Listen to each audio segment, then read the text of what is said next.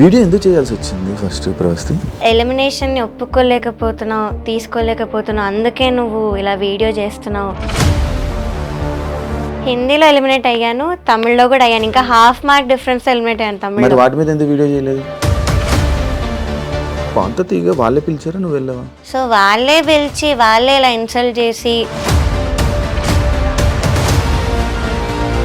Allegations చేసినప్పుడు, starting video చేసినప్పుడు జనాలందరూ సపోర్ట్ చేశారు. కానీ ఎందుకు మళ్ళీ నిన్ను మీద ట్రోలింగ్ అవన్నీ స్టార్ట్ చేస్తున్నారు? సునీత గారు ఎప్పుడైతే పెట్టారో నాకు అప్పటి వరకు సపోర్ట్ చేసిన వాళ్ళు అందరూ కూడా వెళ్ళిపోయారు. ఇలాంటి ప్రాబ్లమ్స్ని నువ్వు ఇలా వీడియో చేయడం వల్ల నీ కెరియర్కి ఎఫెక్ట్ అయ్యి నీకేం సాంగ్స్ రాకుండా చేస్తే ఏం చేస్తావు? మళ్ళీ మెంటల్ ట్రామా, మళ్ళీ ఈ ఇంజస్టిస్ భరించడానికి అయితే నాకు ఓపిక లేదు. నాకు హెల్ప్ కావాల్సి వచ్చినప్పుడు ఎవ్వరు కూడా మాట్లాడలేదు. బట్ నేను ఎప్పుడైతే అలిగేషన్స్ పెట్టానో అప్పుడే ముందుకు వచ్చారు. అఫ్ కోర్స్ నాకు పవర్ లేదు, we're not very rich, so నాకు సపోర్ట్ చెయ్యరు.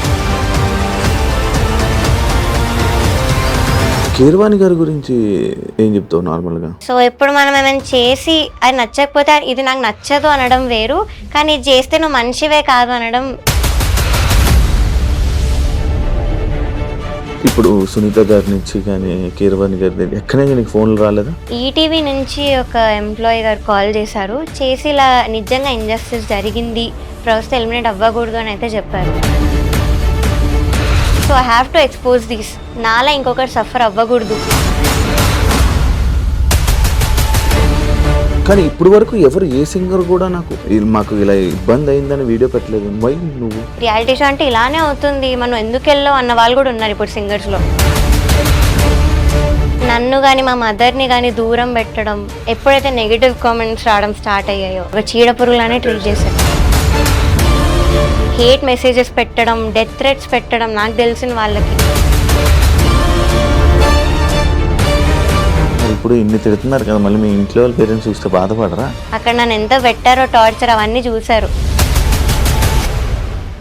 హాయ్ హలో నమస్తే, నేను మీ anchor Shiva. Welcome to iDream media. ఈరోజు మన ముందున్న గెస్ట్ గత కొన్ని రోజుల క్రితం ప్రవస్తి వీడియో చేయడం జరిగింది. పాడుతా తీయగాలో తనకి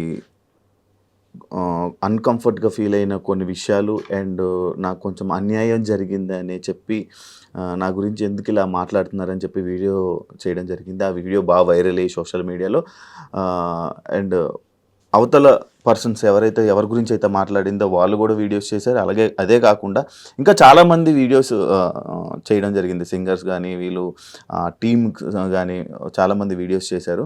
అసలు ఎందుకు తిను బయటికి రావడానికి కారణం ఏంటి, ఆ వీడియో చేయడానికి కారణం ఏంటి, అంటే వీళ్ళు ఒక వెర్షన్ చెప్తున్నారు, వాళ్ళు ఒక వెర్షన్ చెప్తున్నారు. ఎందుకు ఎవరి వెర్షన్ రైట్ అనేది మనకు అర్థం కావట్లేదు.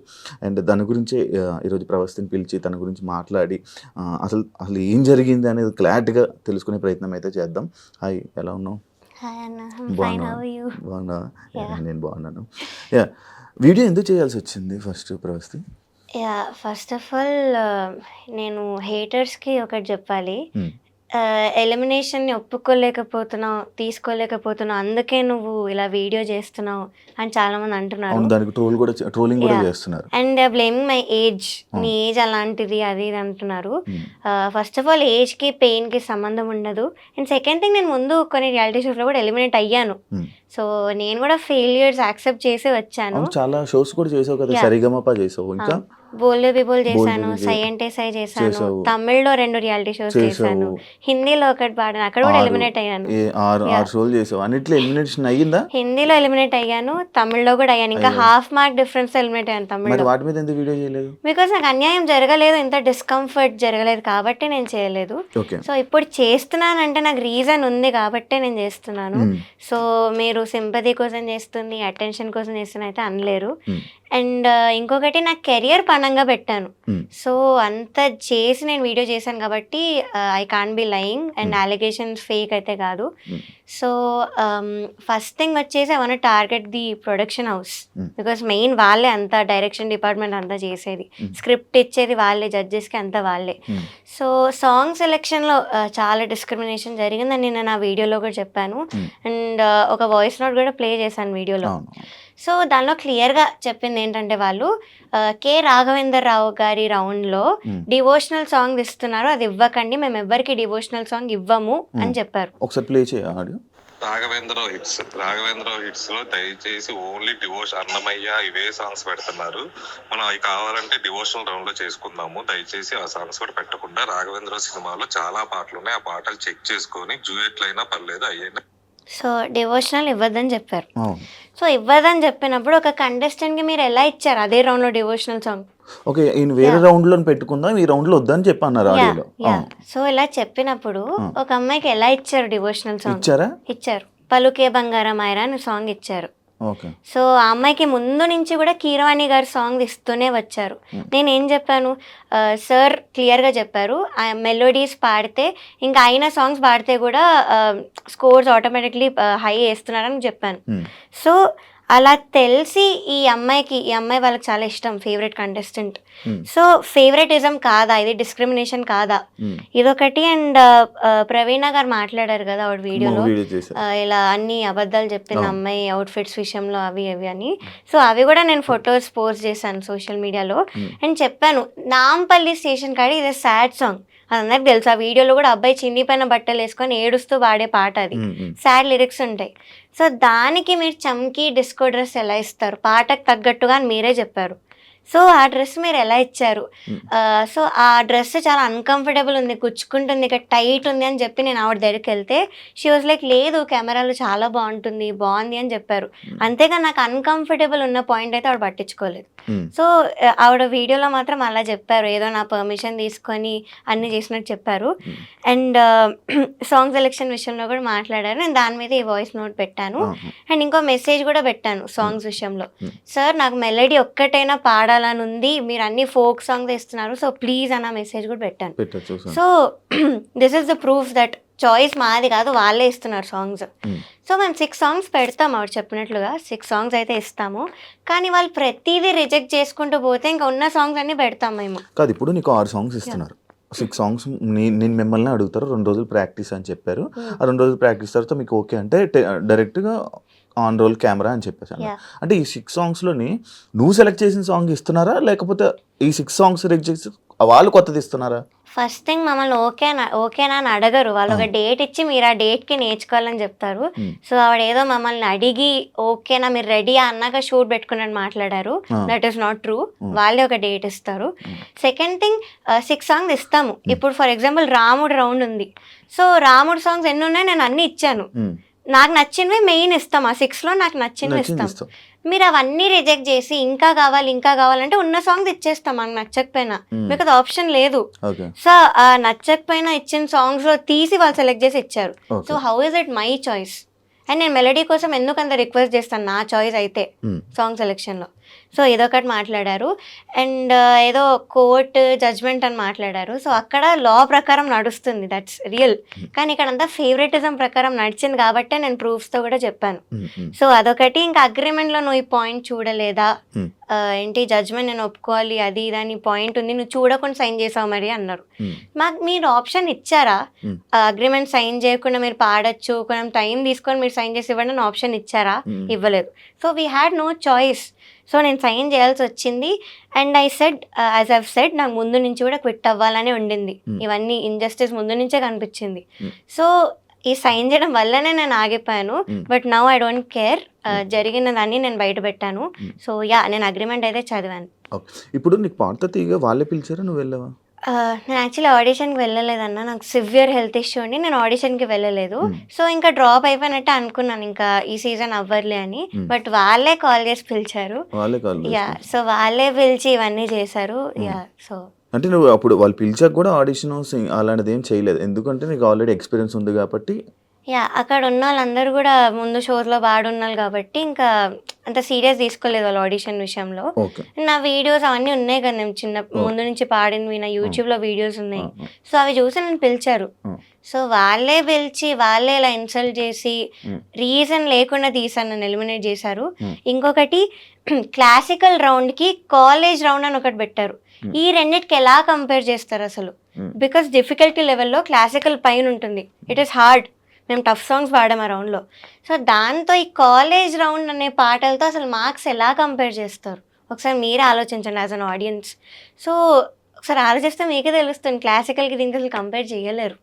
సో అలా చేసి నన్ను తీశారు. కాదు ఇప్పుడు నార్మల్గా ప్రవస్తి ఎలిగేషన్స్ చేసినప్పుడు స్టార్టింగ్ వీడియో చేసినప్పుడు జనాలందరూ సపోర్ట్ చేశారు, కామెంట్స్ రూపంలో కానీ వీళ్ళందరూ ఇంతే అని చెప్పి సపోర్ట్ చేశారు.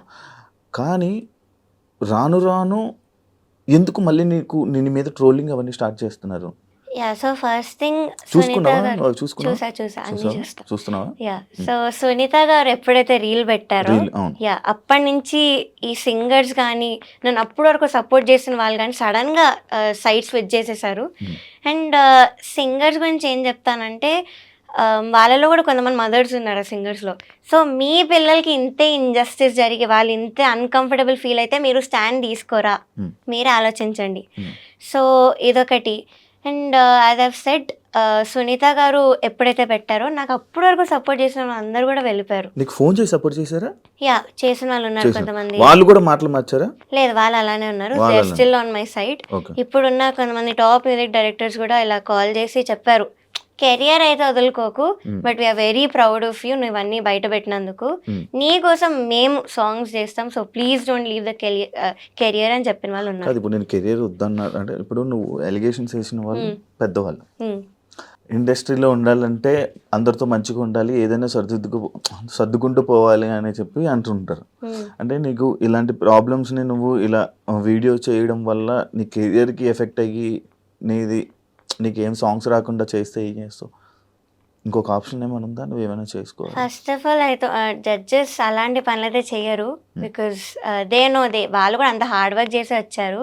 సో అలా ఆపడం అవేం చెయ్యరు. ఆ షోలో ఇంజస్టిస్ జరిగింది అది అంతవరకే, కానీ ఆపడం అయితే చెయ్యరు. కానీ నువ్వు ఇంజస్టిస్ ఆ షోలో జరిగినా కూడా నువ్వు వచ్చి బయటకు వచ్చి వీడియో చేయడం పబ్లిక్ అందరికీ తెలిసే వాళ్ళు ఇలా వాళ్ళు అలా అని చెప్పి మనం కదా అంటే వాళ్ళ క్యారెక్టర్స్ కూడా కొంచెం డౌన్ అయినట్లే. అంటే అది పెట్టుకొని మనసులో పెట్టుకొని నీకు ఏమైనా ఆపితే ఐ థింక్ దట్స్ ఫైన్. నేను నేర్చుకోవడం అయితే కంటిన్యూ చేస్తాను మ్యూజిక్. ఆపర్చునిటీ దానికి అది వస్తే నేను వెళ్తాను, but I won't go after opportunities. So నాకు ఇవ్వాలని రెడీ ఉన్నారు కొంతమంది, యాజ్ ఐవ్ సెడ్ ఇప్పుడున్న టాప్ మ్యూజిక్ డైరెక్టర్స్.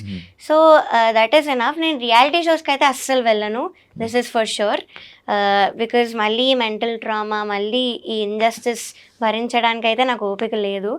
సో నేను రియాలిటీ షోస్కి అయితే పక్కా వెళ్ళను. ప్రతి రియాలిటీ షో అలా ఉంటుంది కదా, ఏమో కొంచెం మంచిగా ఉంటే నీకు మంచిగా అంటే నీ టాలెంట్ బట్టి ఇంకా అలా ముందుకు వెళ్ళొచ్చు, దానివల్ల మిగతా నీ ఆపర్చునిటీస్ వదులుకున్నట్టు అవుతుంది కదా. ఉంటాయి సాంగ్ సెలెక్షన్స్ వీటిలో అయితే కొన్ని షోస్లో ఉంటాయి, మోస్ట్లీ ఉంటాయి. సో ఇవి కూడా నాకు ఇంకా I have decided to give up. And music career ఎందుకు గివ్ అప్ చేద్దాం అనుకున్నానంటే మీరే చూస్తున్నారు పెద్ద పెద్ద సింగర్స్ ఇప్పుడు నాకు అగెయిన్స్ట్ తయారయ్యారు సోషల్ మీడియాలో వాటిలో. సో నాకు హెల్ప్ కావాల్సి వచ్చినప్పుడు ఎవ్వరు కూడా మాట్లాడలేదు, హెల్ప్ కావాల్సి వచ్చినప్పుడు ఎవ్వరు కూడా ముందుకు రాలేదు. బట్ నేను ఎప్పుడైతే అలిగేషన్స్ పెట్టానో అప్పుడే ముందుకు వచ్చారు.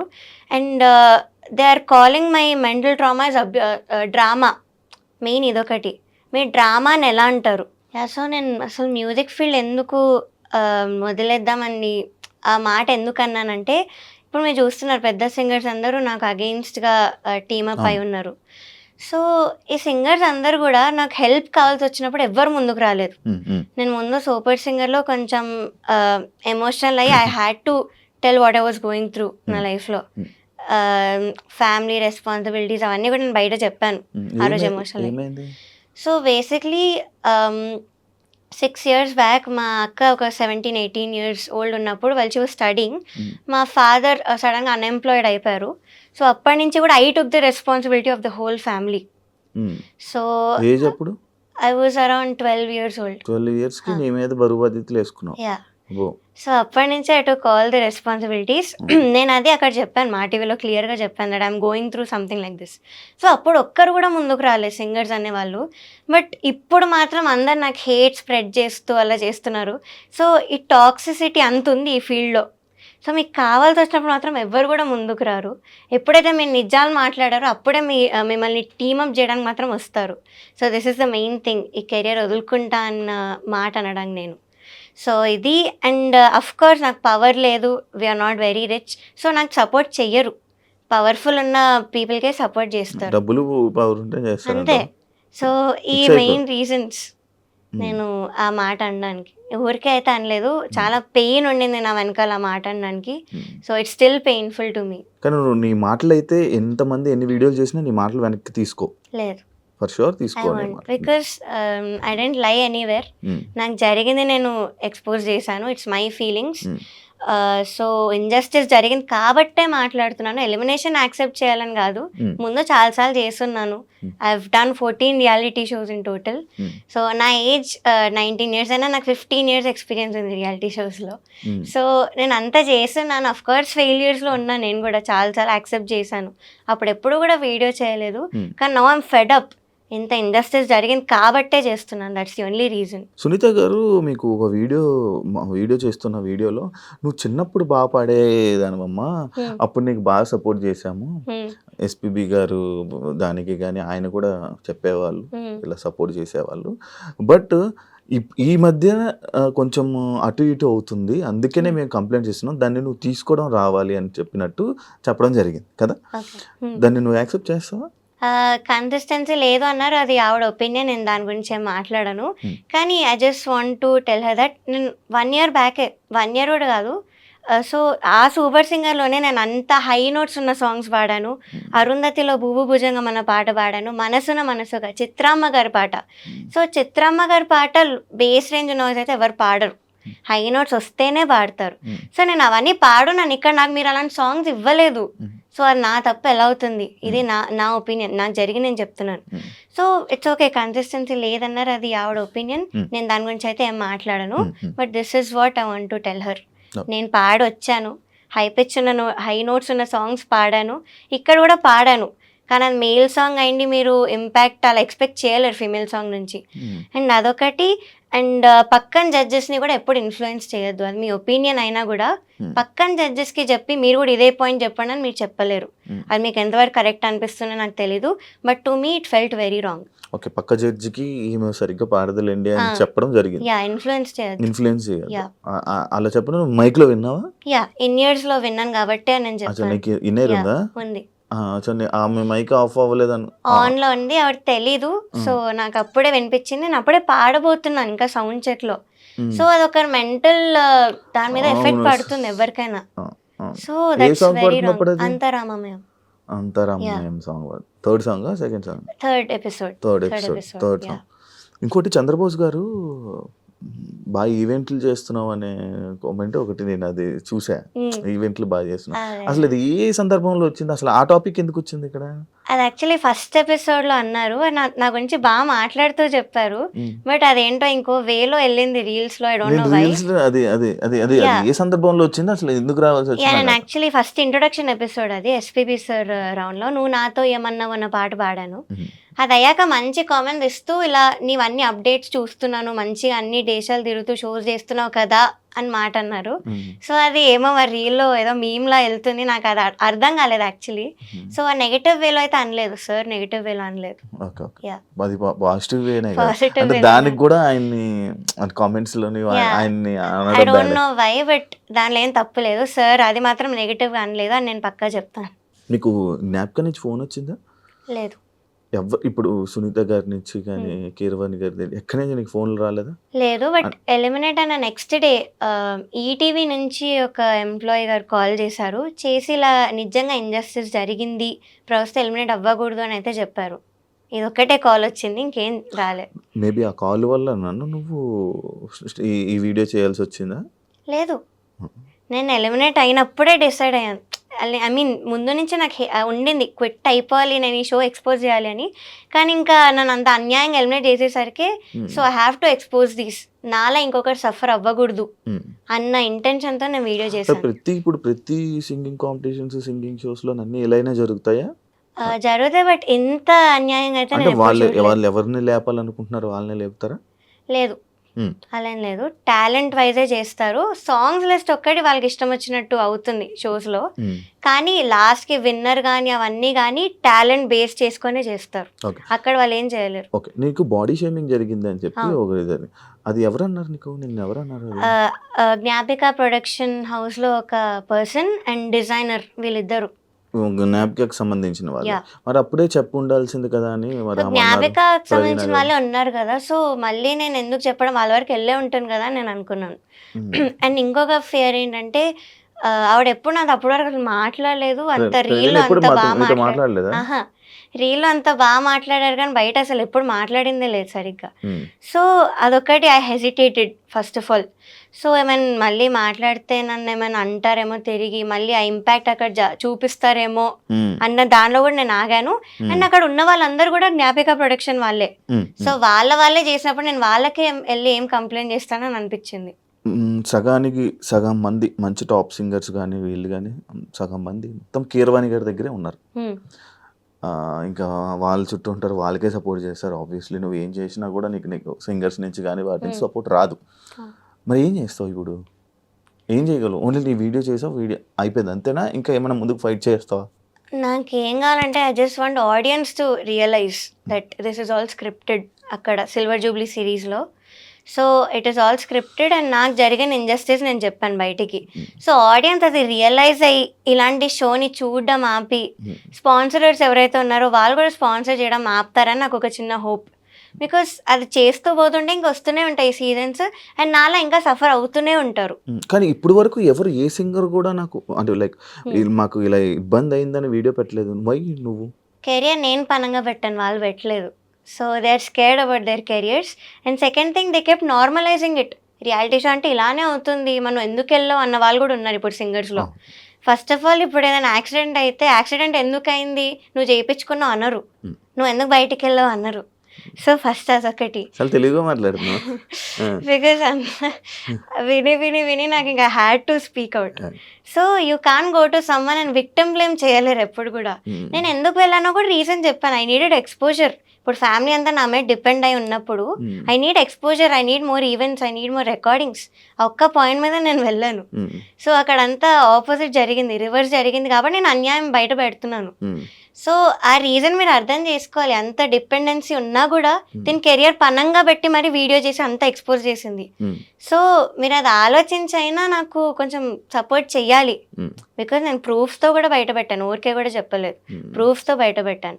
అలాంటప్పుడు you can't spread hate. Support అయినా చేయకండి but don't spread unnecessary hate. అదే నిన్ను ఇంకొకటి కూడా అనడం జరిగింది, లైక్ ఎందుకమ్మా దీన్ని ప్రొలాంగ్ చేస్తున్నావు, ఎందుకు ఎక్కువ ఇంటర్వ్యూస్ ఇచ్చేదాన్ని ఇది చేస్తున్నావు అని కూడా అన్నా. దానికి ఏం రిప్లై ఇస్తావు? Because the more interviews the more reach to people. అంతే. సో ఇంకా చూస్తారు, ఇంకా రియలైజ్ అవుతారు, నేను ఇంకా కొత్త పాయింట్స్ మాట్లాడుతున్నాను. So that's the only reason. ఎప్పుడు ఆపుతావు ప్రవస్తి అంటే? నాకైతే అపాలజీస్ అవేం కూడా అవసరం లేదు. సో యాజ్ ఐవ్ సెడ్ అందరూ రియలైజ్ అవ్వాలి. రియలైజ్ అయ్యే వరకు అయితే నేను చేస్తూనే ఉంటాను. I won't step back. Of course hate comments చాలా ఉంది, హేట్ ఉంది, కానీ నేను ఇగ్నోర్ చేస్తున్నాను హేట్ అంతా కూడా. బికాస్ వాళ్ళకి తెలీదు, నా ప్లేస్లో ఉండి ఆలోచిస్తే వాళ్ళకి తెలుస్తుంది.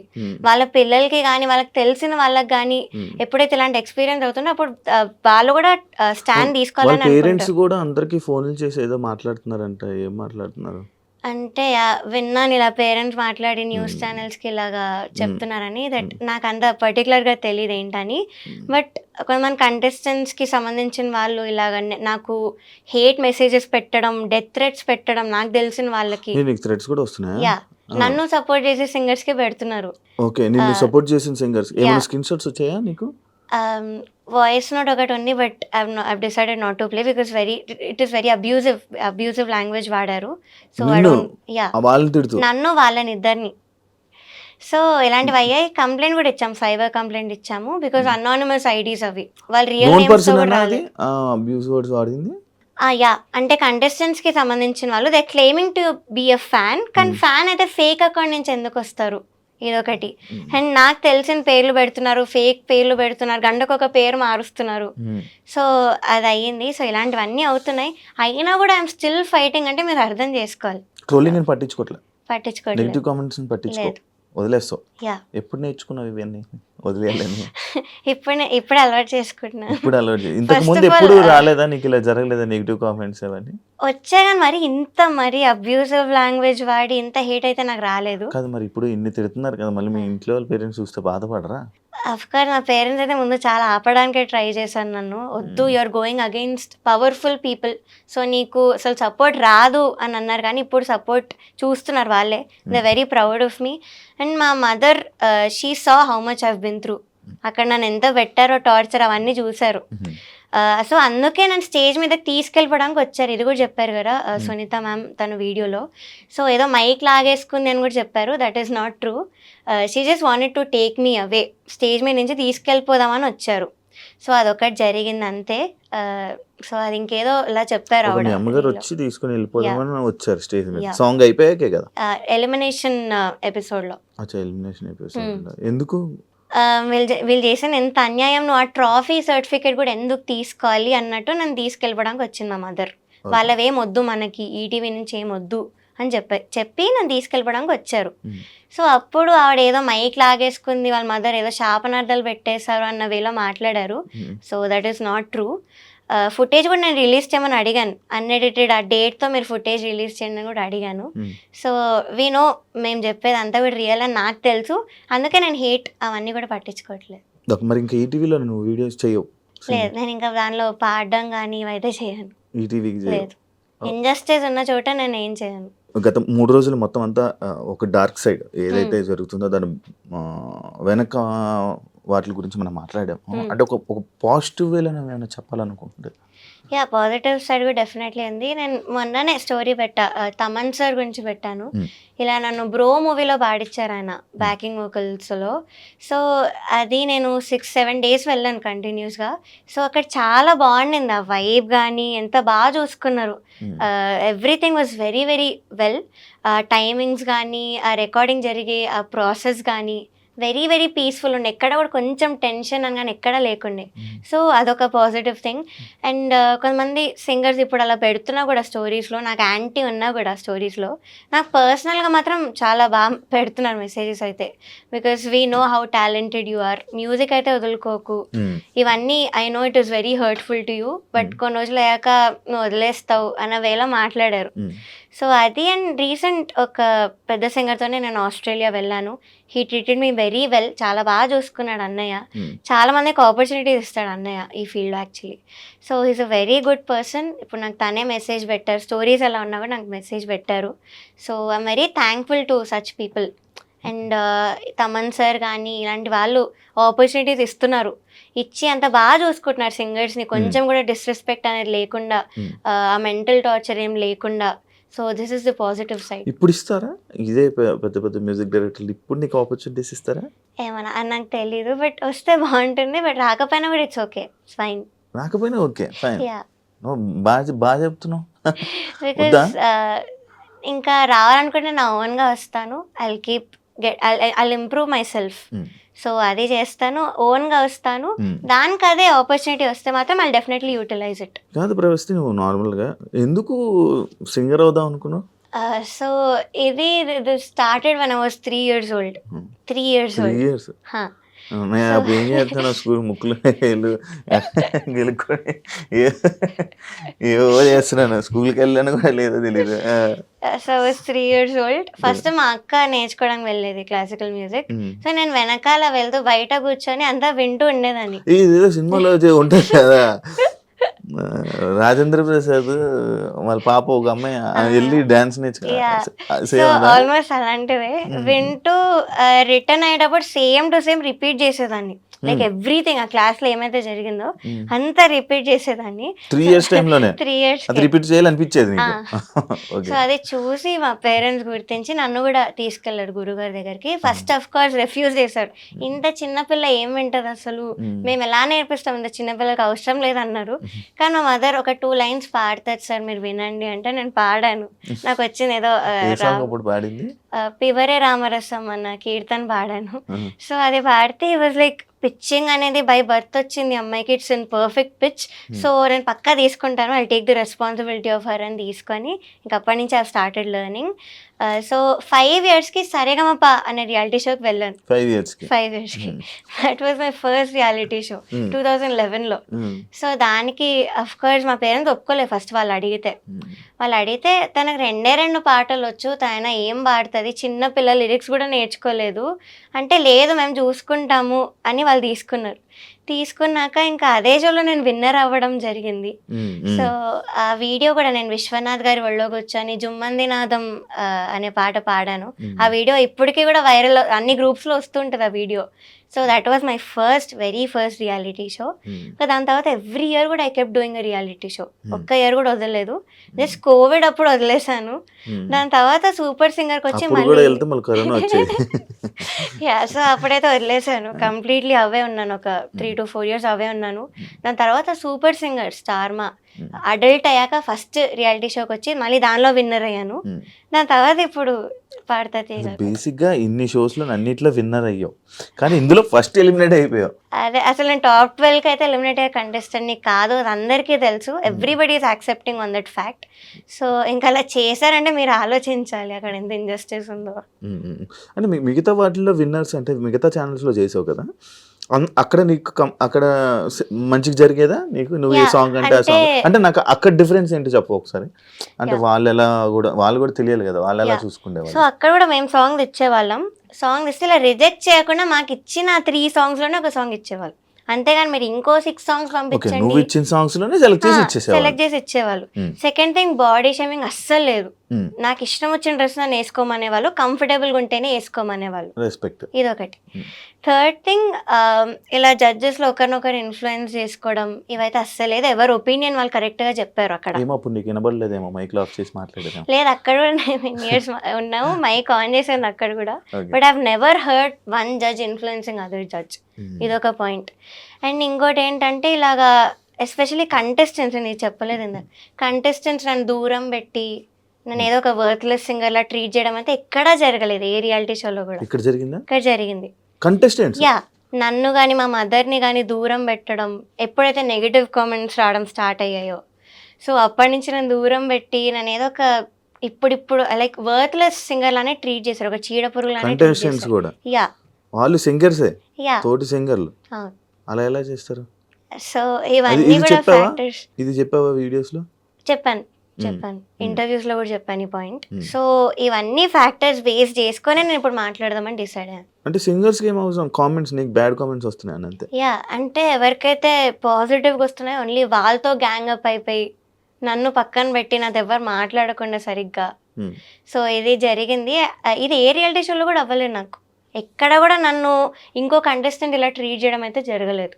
So this is the first reality show where I been disrespected. అందుకే మాట్లాడాను. నువ్వు ఒక్కదానివే ఉండేదానివా నీకు ఆ షోలో సపరేట్? ఇంకా నాకు నేనే ఎయిర్పాడ్స్ పెట్టుకొని ఏదో ఒకటి రాసుకుంటూ, నొటేషన్ రాసుకుంటూ, సాంగ్స్ నేర్చుకుంటూ, నాకు ఇంకా అదే పని. అంతేగాని మాట్లాడాలి, వీళ్ళతో షేర్ చేసుకోవాలన్నా కూడా లేదు అక్కడ. Because nobody was speaking to me. నీకు ఫ్రెండ్ సర్కిల్ ఉందా? ఉంది, కానీ అక్కడ లేదు, బయట ఉంది. ఇలా కాలేజ్ ఫ్రెండ్స్ ఉండడం కానీ ఇలా ఉన్నారు. ఈ ఫీల్డ్ లో వాళ్ళు అసలు సూపర్ సింగర్ వాళ్ళు నాతో ఇప్పుడు కూడా మాట్లాడతారు కంటెస్టెంట్స్. సో వాళ్ళు నాతో మంచిగా ఉంటారు. I made good friends super singer లో. సో వెల్ విషర్స్ అనే వాళ్ళు డెఫినెట్లీ చాలా మంది ఉన్నారు. సింగర్స్ లోనే ఉన్నారు, మ్యూజిక్ డైరెక్టర్స్ లో ఉన్నారు. సో వాళ్ళు ఉన్నారు. బట్ ఇక్కడే ఎందుకో I couldn't make one friend, అసలు అవ్వలేదు. కానీ అన్ని రోజులు షో అంటే మినిమం ఒకరితోనైనా పరిచయాలు ఉండి రోజు చాటింగ్ చేసుకొని కలుసుకొని ఈ పాట ఆ పాట అని మాట్లాడుకొని. చాటింగ్ చేశారు ఎప్పుడు, వాళ్ళకు కూడా టార్చర్ అనిపించింది సాంగ్స్ లిస్ట్ లో. మరి వాళ్ళు ఎందుకు బయట రావట్లే? వాళ్ళు వచ్చి ఒక వీడియో పెట్టారు, ఏంటి మాకు ఇలా ఏం జరగలేదు, తను చెప్పేది అన్ని ఫేక్.